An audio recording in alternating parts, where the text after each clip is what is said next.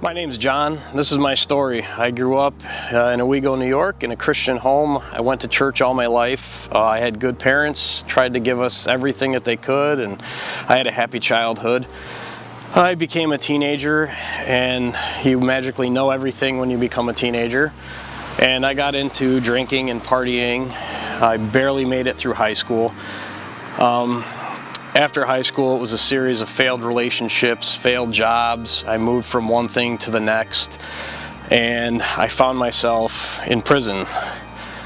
I looked back at my life, and I was in jail for a sex offense, and I was sentenced to 2 to 6 years, and I really reached out to God in this time. It was the lowest point of my life, and I had nowhere else to go. And a series of events happened while I was in prison. I was hooked up with some good people that really helped me and turned my life to a different path. And when I came out, I had to do a couple years of parole, which was very difficult.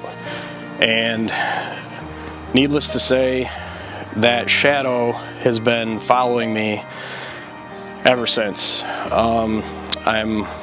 I have to register every year, and it affects almost every aspect of my life. And I was very angry and bitter for many years because of that. I blamed God because He's a forgiving God, but I feel as if I wasn't forgiven because I still had all these consequences. And finally I realized that I had to forgive myself before I could truly be forgiven. And it wasn't until probably a year ago that I was able to let go a lot of this hurt. I was angry and bitter at a lot of people, and finally, through a lot of prayer, I realized that I have to forgive myself, because that is the ultimate freedom. And it's been a process. I have forgiven myself, and I've moved on, and I look at my life now, and instead of me being the center, I put Christ as the center. And I look at what I have and what I've been blessed with, and according to worldly standards, I shouldn't have any of it. I don't fit the stereotype that someone with that background should be.